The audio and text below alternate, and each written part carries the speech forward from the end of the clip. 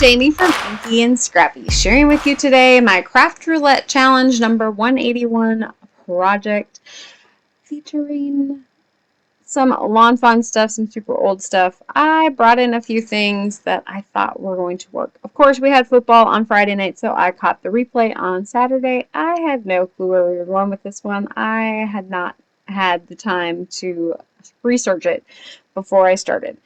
I might have had a fifth parameter here, which was an anniversary card. If I could sneak it in there, I was going to sneak it in there.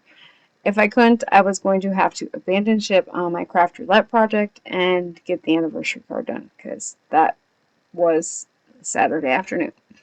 So it did so happen that it was a card for a neighbor, which they are our neighbors' parents, but they are also, I would call them country neighbors, as we live less than 5 miles apart. So if you have not watched Craft Roulette or participated in Craft Roulette, you should give it a look. It is on the Craft Roulette channel on YouTube.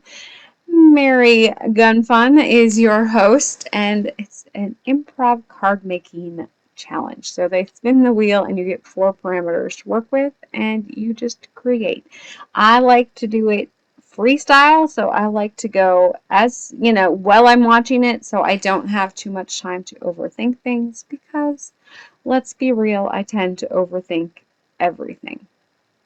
So this just kind of gives me a quick way to get a card done. So usually I get my cards done within an hour while they are still doing their filming.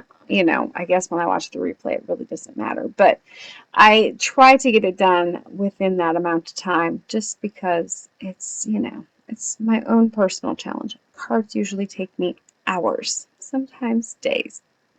I like to overthink them, and I tend to be a little over the top. So for this one, I brought in some die cuts with the View wedding paper. This had some tone-on-tone, and true confession, I forgot that the tone-on-tone was the random for this week.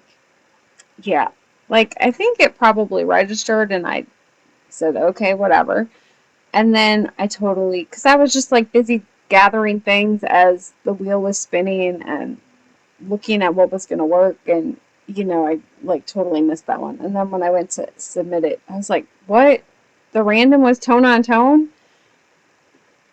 But it worked, because my pattern paper there was some black and gray tone on tone here. So my paper pad saved me. Anyways, so I'm just cutting strips. So this was that old die cut with a die cut with a View wedding 8x8 paper pack. It's old. I probably should throw it in the garbage, because there's not a whole lot left to it. I was using some of those border strips. There's maybe 2 pieces of pattern paper left in there. Maybe 3. I don't know. There's not a lot left in there.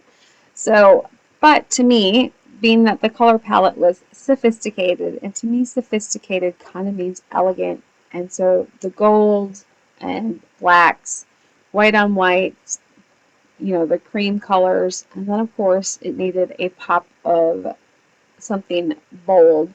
Not really bold, but a definite, I don't know, just a spark of color, but sophisticated enough so it wasn't like a bubble gum. So I did come in with the Lumberjack Plaid Distress Oxide by Tim Holtz and the Scattered Heart stencil here. Mary said something about stenciling. See, I think that's where I got lost, because I think she was talking about tone-on-tone stenciling, and that's why I was like, oh, I'll just pull in stencil. I don't know. It was what it was, right? So, and then I'm going to come in with the black soot on the bottom here and go around the outside. I tried to keep it lighter towards the middle, heavier on the ink blending on the outside, to kind of give it a, I guess, highlighted look in the middle. So I did use some Spellbinders stacks here. So the circle and then the coordinating scallop stack. I did bring in the Lawn Fawn script. I think it's Scripty Sentiments. I ended up just using the die cut for that stamp set. And then I brought in Tailored Expressions simple strips here. So they were already inked, cut, ready to go. All I needed to do was cut it down. So I did bring in one of my other ones from, I think, Close to My Heart that I had pulled out while I was creating, and then I was like, well, this is just faster, so I grabbed that instead. For my images here, I am using Lawn Fawn's new before and after, I think it's before and after Christmas, and Bicycle Built for You. I knew that the little mice kissing in the middle would be kind of a cute, you know, wedding style card, and I just happened to have the Bicycle Built for You sitting on my desk because I've been working on some other projects that I was pulling elements from that one for, and so I was like, oh, there's a veil on that one and the little black hat, so it just worked.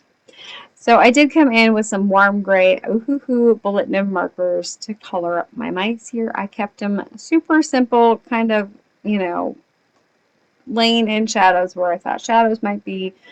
I'm not great at those things. I just kind of color them to make them look like they have a little bit of shape and dimension.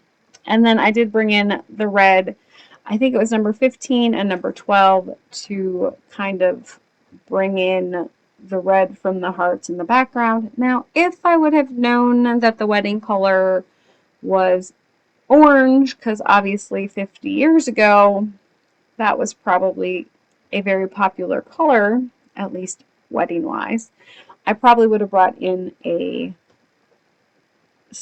crackling, like the deep orange crackling campfire color instead of that red.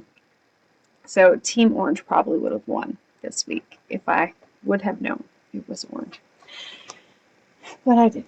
So Mary had made the comment, because the element had to be craft, and of course there's different ways to do the craft. I was going to just do the craft, the gold craft cardstock, and call it good.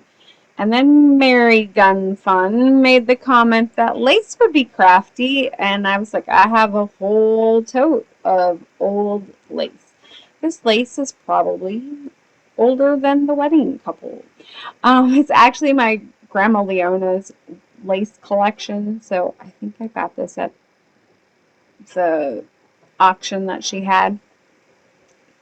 And so I have a bunch of Grandma Leona sewing notions, lace, and those types of things. So I brought that out and I added that to my veil on the little mouse there. I did end up not getting it to stick with the glitter art glue. It's the first thing I've had an issue with it not sticking. So fabric and it were just not friends. I did end up, after the camera is off, because I tried really hard to get it to go, I thought it would stick once it dried.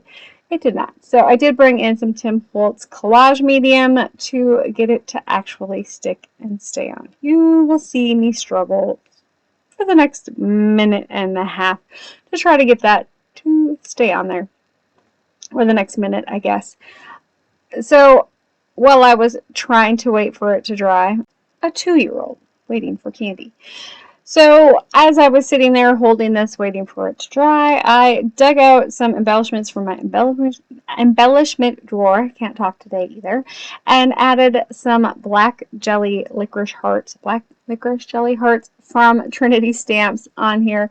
I wasn't too worried about the height on that biggest one as it was getting hand delivered today. They do have a little bit of height, especially on the largest size. The little ones aren't too bad, but those big ones tend to be pretty bulky and chunky. So if you are going to mail something like that, definitely either putting it in a piece of bubble mailer over the top. I like to just do a piece of blank cardstock over the front of my card to help avoid the ripping and bubbles. So there is my completed project for Craft Roulette number 181. I hope you have an amazing day. Bye!